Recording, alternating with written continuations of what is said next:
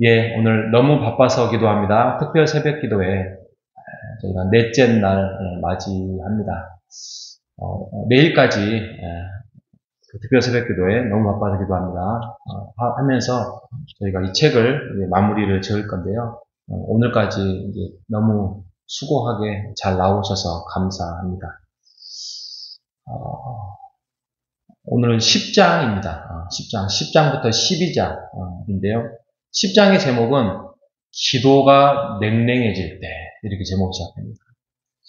여러분, 어느 때 기도가 냉랭해집니까? 여러분, 삶을 한번 잘 돌아보십시오. 기도가 냉랭하고 좀 믿음에 대한 확신도 많이 사라지고 하나님과 기도하는데 별로 그렇게 뜨거운 열정이 생기지 않을 때가 어느 때입니까? 어느 때일까요? 이 책에서는 뭐라 하는지 아십니까? 우리의 기도가 멈추거나 식어버린 이유는 우리가 너무 편안하기 때문이다. 근데 그런 것 같아요, 정말. 이 빌 하이벨스 목사님이 인간이 편안해지면 기도가 끊쳐진다. 왜요? 그것은 인간의 본성이다. 이렇게 직격탄을 날리고 있습니다. 막상 우리의 삶 속에서 막 폭풍우가 몰아치고 바람이 막 거세게 몰아치고 파도가 또 우리의 인생의 배가 막 흔들릴 때 우리는 더 하나님을 찾게 됩니다. 미친 듯이 기도하고요. 한밤중에 막 전화 오는, 새벽에 전화 오거나 밤에 늦게 전화 오는 것은 반가운 소리가 아니죠. 그리고 갑자기 병원에 갔는데 건강의 신호가 와서 의사의 말이 뭔가 좀 찜찜하고 부정적일 때, 가족 중에 큰 문제를 안고 있어서 해결되지 않을 때 우리는 그때 정말 절실하게 기도하게 됩니다. 그것도요, 열렬하게 반복적으로 소망을 품고 기도를 하게 되죠. 그런데 또 문제가 해결이 되면 기도도 식어지는 거예요. 여러분, 구약 성경이 많은 내용들을 담고 있는데 한마디로 말하면 하나님은 자녀를 축복하려고 하고, 그러니까 백성들을 축복하려고 하는데 자녀들은 잊어버린다. 이게 아주 큰 줄기 중에 하나예요. 그래서 구약에 보면 하나님은 기다리시고 또 자녀 축복하시고, 근데 백성들은 잊어버리고, 그런데 너무나도 큰 문제 생기면 또 이스라엘 백성들이 칭얼거립니다. 힘듭니다. 고통스럽습니다. 도와주십시오. 그런데 하나님이 또 등장하여서 정말 SOS 어떤 구조 작업 하는 구조대처럼 또 해결해 줍니다. 그러면 또 이스라엘 백성들은 잊어버립니다. 이것들이 계속 반복되는 게 구약 아닙니까? 그래서 이런 냉랭함을 해결할 수 있는 가장 방법이 바쁘면 됩니다. 인생이 한가하면 기도가 냉랭해지고 믿음이 식을 때가 있습니다. 제가 지금까지 살아오면서, 제가 여기에서는 제 아내 말고는 가장 어리지만 살아오면서 신앙의 가장 뜨거울 때가 언제였냐면 대학생 때, 대학생. 제가 무슨 우여곡절 끝에 제가 주간에는 신학교를 다니고 야간에는 대학을 또 다니고 그랬어요. 그래서 학교를 2개를 다녀서 보통 한 학기에 20학점을 처리를 하는데 40학점을 해야 될 한 학기에, 그렇게 2년을 살았습니다. 그리고 교회에서는 또 교회대로 사역을 하고요.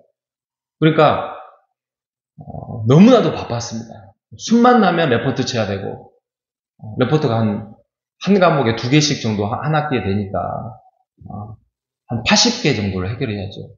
40개를 해결해야죠. 그러니까 나중에 지나가 보니까 뭐가 좋은지 아십니까? 뭐가 좋은지 아세요? 죄 지을 시간이 없어요. 진짜로.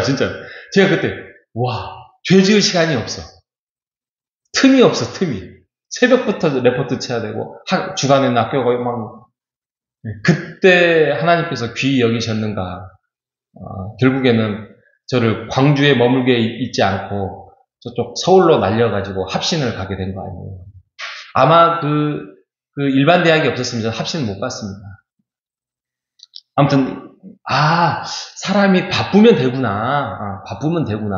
이런 생각을 했습니다. 그래서 우리가 냉랭함의 삶 속에서 찾아가야 할 것은, 먼저는 우리가 냉랭함에 있음을 고백해야, 하나님께 회개를 해야 됩니다. 그리고 앞에 며칠 전에 말씀하셨던 기도의 리듬을 찾아야 돼요.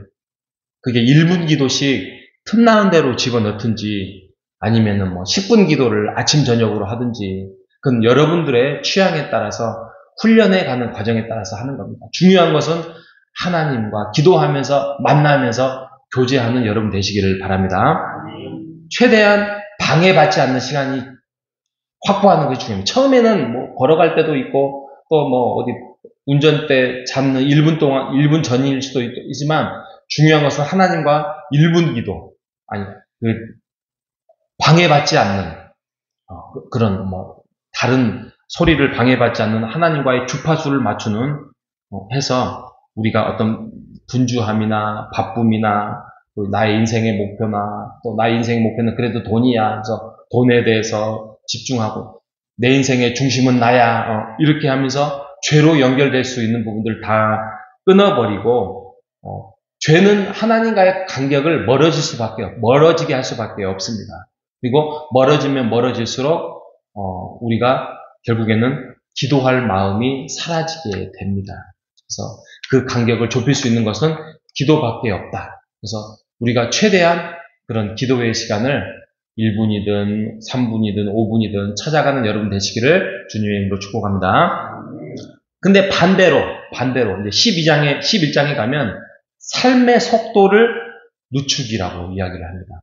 그러니까 아까는 바쁘게 살면 된다 한데 바쁜 것도 집중을 하면서 바빠야 돼요. 그죠? 그냥 이유 없이 바쁘면 안 돼요. 이게 뭐라고 표현하냐면 급행열차라고 표현을 합니다. 한국 사회는 빨리 그런 문화가 있잖아요. 근데 계속 빨리 그냥 어떤 목표와 방향 없이 달려가다 보면 영적인 공허함이 찾아가서 하나님과의 관계의 단절을 가져온다고 합니다. 그래서 이유 없는 바쁨은 하나님과의 교제를 방해한다라고 이야기를 하고 있습니다. 우리가 자칫 잘못하면 시간은 돈이야. 그러면서 시간 관리 어떻게 하면 효율적으로 활용을 할지, 어떻게 하면 나에게 이익되는 시간을 가져오는 것을 압박할 수도 있습니다. 자동차 엔진이 1분에 4,000회가 돈다면서요. 그것도 정신없는데 갑자기 경주용 자동차처럼 살아가면 안 된다는 거예요. 경주용 자동차는 1분에 1만 번이 돈다네요.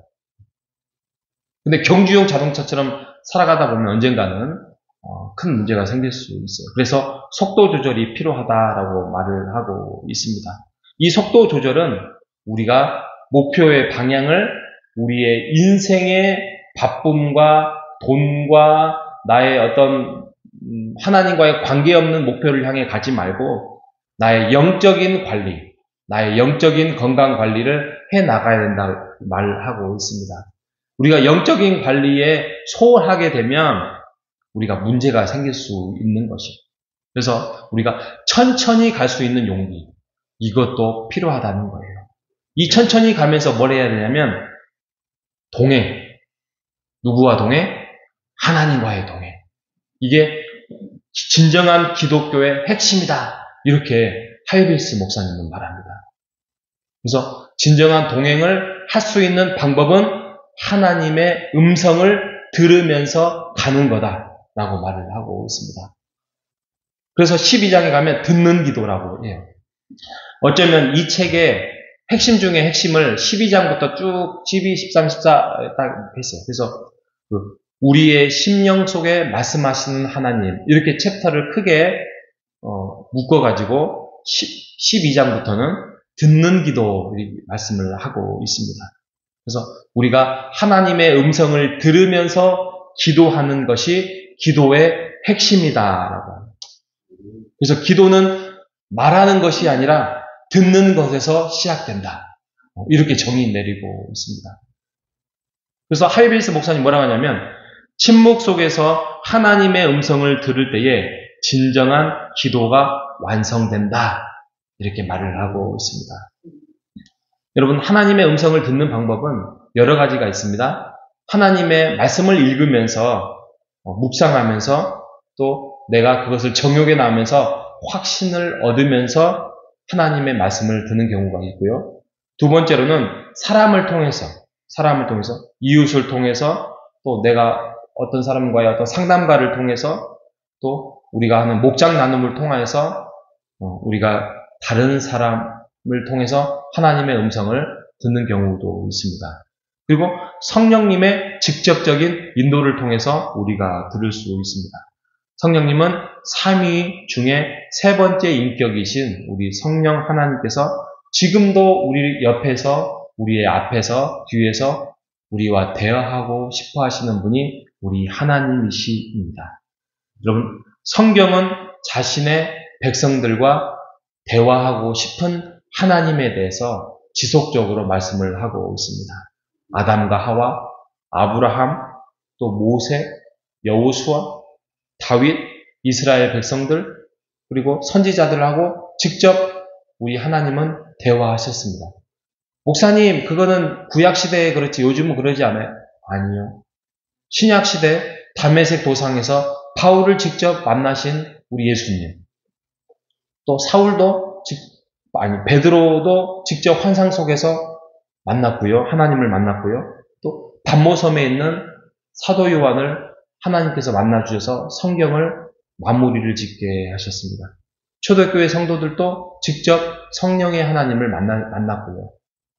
또 오늘날 교회를 통하여서 성령 하나님께서 교회와 함께 하실 것을 약속하시면서 우리와 쌍방간의 대화를 하고 싶어 하십니다. 하나님, 우리가 하나님께 기도하면 우리가 하나님의 음성을 우리가 보이스를 듣는다 이건 아니어도 세미한 음성을 통하여서 깨닫고 우리가 살아갈 수 있습니다. 그런데 중요한 것은 이게 분명한 하나님의 음성이냐, 나에게 들려주신 하나님의 소리냐, 이것은 우리가 확인해야 할 필요가 있습니다. 그거는 내일 제가 말씀을 마지막으로 드리겠습니다. 아무튼 우리가 언제나 열려있는 마음으로 하나님과 대화하면서 하나님의 음성을 들으면서 확신 속에서 바쁨 속에서 살아가는, 하지만 그 바쁨이 하나님과 동행하며 살아가는 우리 모두가 되시기를 주님의 이름으로 축복합니다. 하나님 아버지 감사합니다. 오늘 네 번째 특별 새벽기도를 통하여서 우리를 하나님의 자리로 부르시고 기도하게 하시고 말씀 듣게 하시고 이 아침에 함께 은혜와 복을 허락하여 주셔서 감사합니다. 하나님, 우리가 기도할 때에 하나님 우리를 만나주시고 우리가 집중하게 도와주시고 하나님과 함께 동행하면서 흔들리는 인생 속에서 하나님의 길을 찾아가며 진정한 든든한 성숙한 그리스도인의 삶을 살아갈 수 있도록 인도하여 주시옵소서. 그래서 우리의 삶을 평온케 하여 주시어서 하나님과 함께하는 인생이 얼마나 복되다는 사실을 우리가 기도하면서 찾아갈 수 있도록 인도하여 주시옵소서. 살아계신 예수님의 이름으로 기도합니다. 아멘.